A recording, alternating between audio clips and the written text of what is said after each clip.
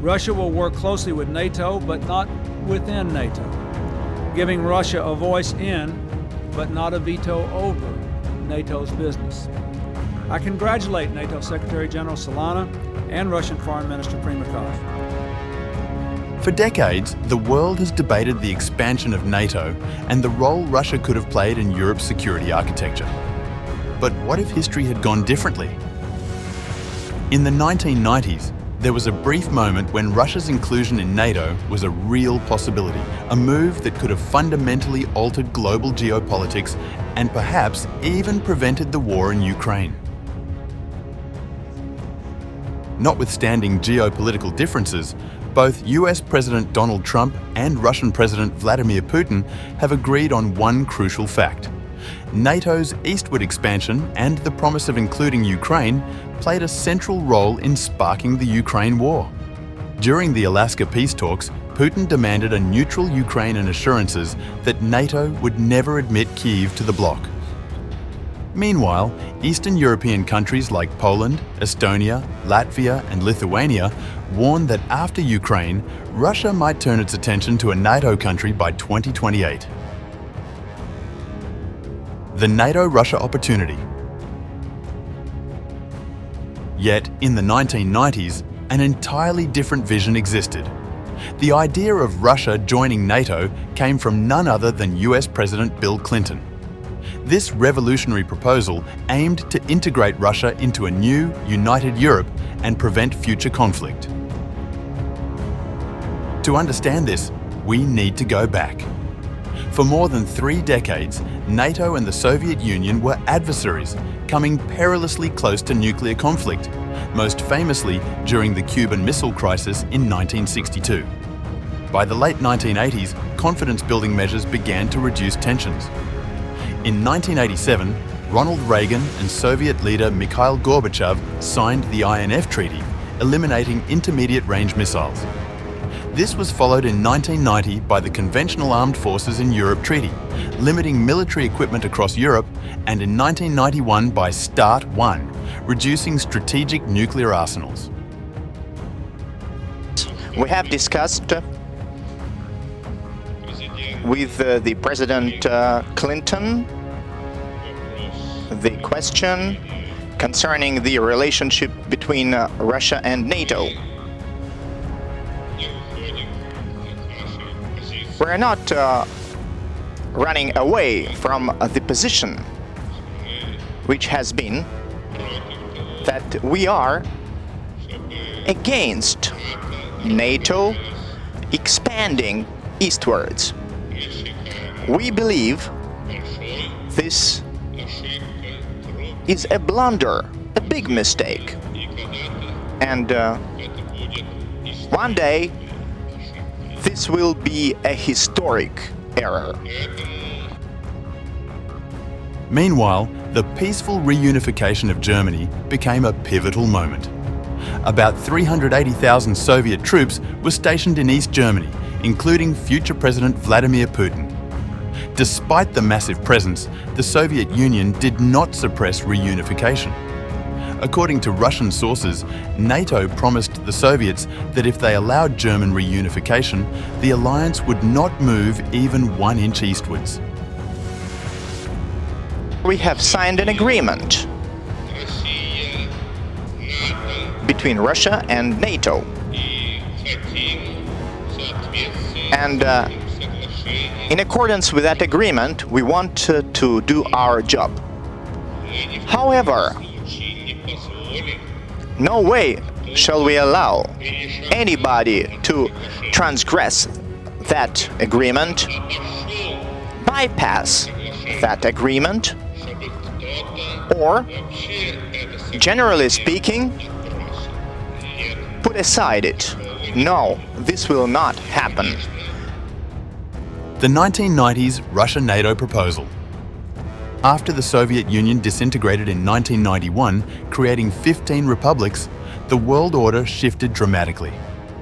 In 1994, the US, UK and Russia jointly pressured Ukraine to give up its nuclear arsenal, offering security guarantees under the Budapest Memorandum. Amid this global restructuring, President Clinton proposed integrating Russia into NATO. He told Russian President Boris Yeltsin, "Boris, one last thing. This is about NATO. I have never ruled out Russia's membership in the alliance. When we talk about NATO expansion, we mean inclusion, not exclusion. My goal is to create the best conditions for a truly united, indivisible, and integrated Europe." Yeltsin replied, "I understand and thank you for what you said." At the time, had Russia joined NATO, the alliance would have controlled nearly all nuclear weapons outside China. Yet, despite Clinton's intentions, the plan faced a formidable obstacle: Europe itself. We obviously, President Yeltsin and I, have a disagreement about whether it was appropriate for NATO to take on new members or not. But I think there is a larger reality here where we are in agreement, and I would like to emphasize it. Europe blocks Russia's NATO bid.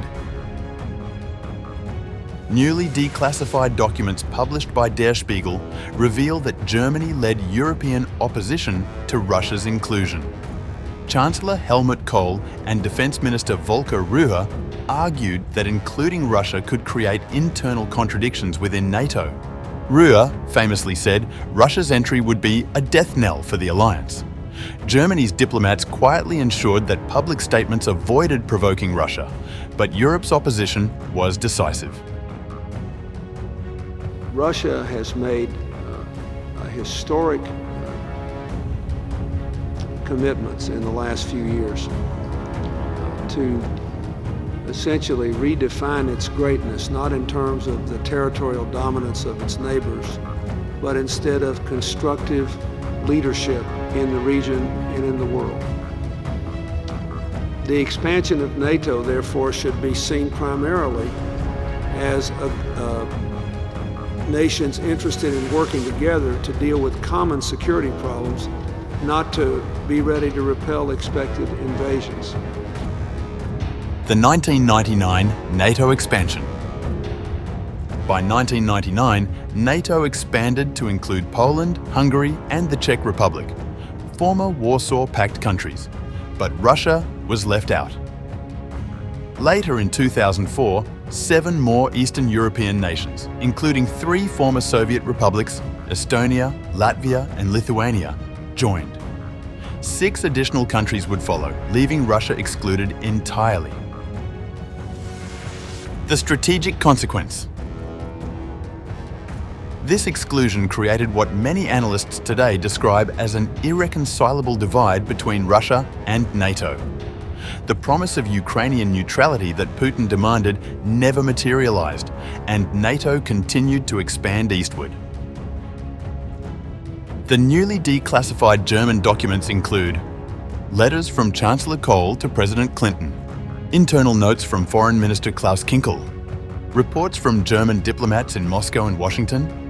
They show that Clinton seriously considered Russia's inclusion, but Europe, particularly Germany, blocked the proposal to protect NATO's internal cohesion and avoid obligations under Article 5 to defend Russia against China.